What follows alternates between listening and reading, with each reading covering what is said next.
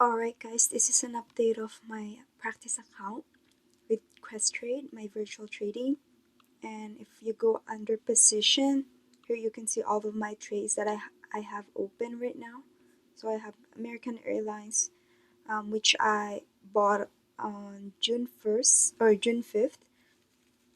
I also have Apple stocks, which I bought back on June 4th.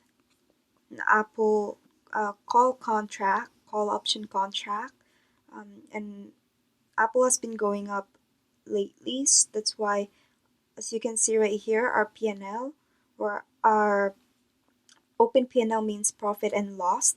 Our unrealized profit at this time is $1,490 for Apple. So I can close this now, which I can show you. I will actually close this trade right now just to show you guys, because I feel like Apple's gonna have a pullback pretty soon. Because if we look at Apple right now, it's kind of starting to reach its peak, as you can see right there, right? So I think in the next few days it's gonna have a pullback before it goes up again. Because when I trade options, that's what I usually do. Like, I exit when the stock kind of is about to have that little pullback, meaning it's about to dip down a little bit, like what it did here. See, it's been going up, up, up, up, and then dips down and then up again. But since I wanna lock in my profit of 1,000,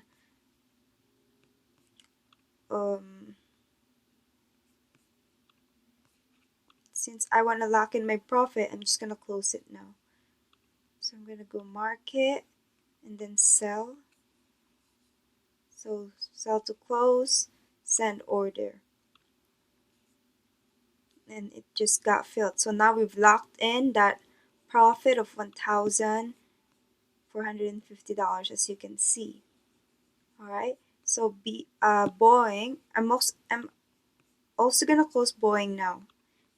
I think this stock is going to have that massive pullback as well, because it's just been going up lately by a lot. So same thing, we're gonna put market, sell, send order. So as you guys can see, I've been closing a lot of my positions, and that's basically what we want to do with options. A lot of beginners in options think that they have to like exercise the contract to exit out of their trades, but really all we want to do when we're trading options is we just want to sell out of our position. So sell to close.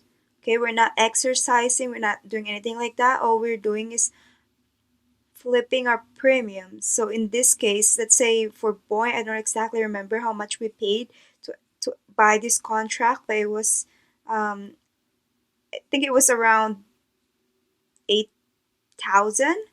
Yeah, I think it's around that. So we bought two option contracts for $8,000, and then now the price, if we were to exit it, has gone up by this much, 10,900, meaning since Boeing moved in the direction that we wanted to move to, the premium that we paid has increased in value, and in that case we can turn around and sell out of our contract to lock in that profit.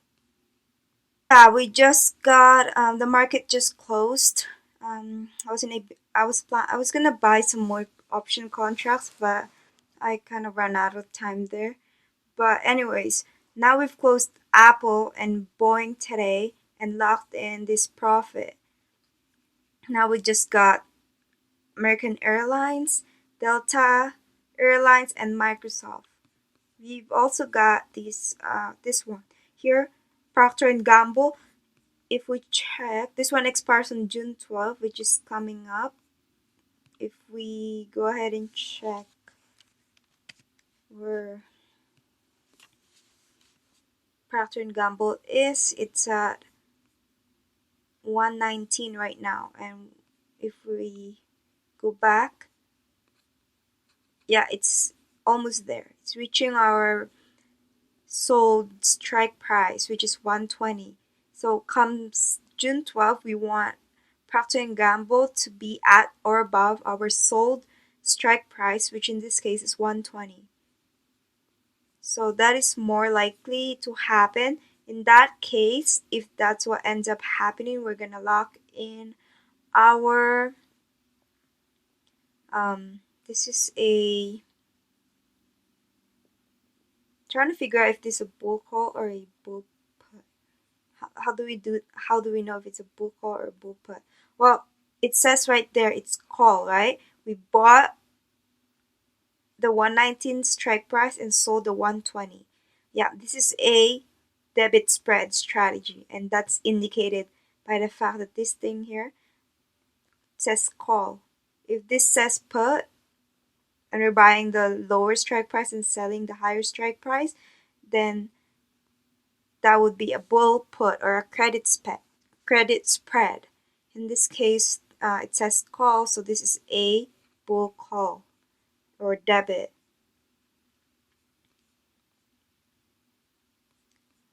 All right. Yeah, we will lock in our max profit for this one if by June 12 the price of Procter & Gamble is increased to 120, at least 120. We want it at or above 1. So yeah, for tomorrow we will be buying more call option contracts. And I was looking at the market today, and a lot of stocks have been dipping. Like if you look at Boeing, for example, you see how it just did this thing right here? It's been going up, up, up, up in the last 5 days. And you know, stocks can always go up, right? It needs to have those little dips like this. And that's always, like whenever a stock does this, it's run up.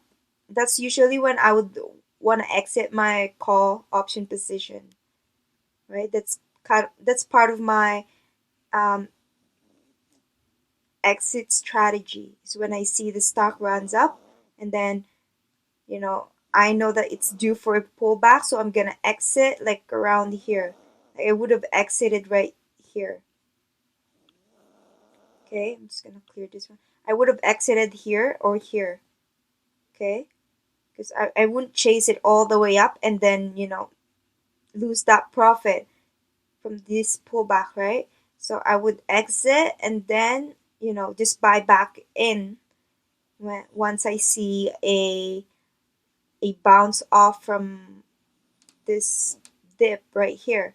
Okay, so once I see a confirmation candle that says, oh, it's about to go back up again, then that's my perfect entry point for a call option. Okay, it's just safer to do that to like lock in your profit and minimize your risk, right? Okay, so if we also look at I think Apple's due for a pullback. I was just looking at it earlier and look, it's been running up, right? So we want to wait for Apple to dip back down, and that's when we're gonna see a very good opportunity to do a call option again on Apple. But for now, I'm just gonna wait for this rally to end before I enter, because this is not really a good entry point right now for Apple for a call option. Okay, so yeah, a lot of stocks been red today. They're on the red side, like this one here, Win. If we look at Win, we see that it's been also running up. So you guys can see right here, these 4 candles in the last, like this has been the stock price of Win in the last 4 days. It's been going up and now it's starting to pull back. See how it did just that in the past? So it ran up, pulled back, ran up, pulled back, ran up, pulled back. And usually I like to refer back to what it did in the past. Like in this case, how many candles it has had before it pulled back. So if we look at here, 1, 2, 3, 4, so about 4 candles before it pulled back. 1, 2, and I try to just average that, and that's where I base my speculation on when it's about to do a pullback, like what it's doing right here, right now. So see here, 1, 2, 3, 4, like about 4 candles, right? And then it will pull back for like 3 candles. So I think tomorrow we're gonna have another candle right here. That's my speculation. So it's gonna be a down day again for tomorrow, maybe at least 2 more days, and then it will go back up again. And what I would also do is I would also draw a support and resistance, and as long as Win stays in this support and resistance, doesn't start to break this and start to have a candle right here, I wouldn't worry. Okay, I wouldn't exit out of my position. If I see it breaking this support and resistance that we just drew, then that's when I would exit out of that trade. Okay, and like cut my loss in that case, because I wouldn't be comfortable holding that position. If all of a sudden we're holding a call option and Win, and it started to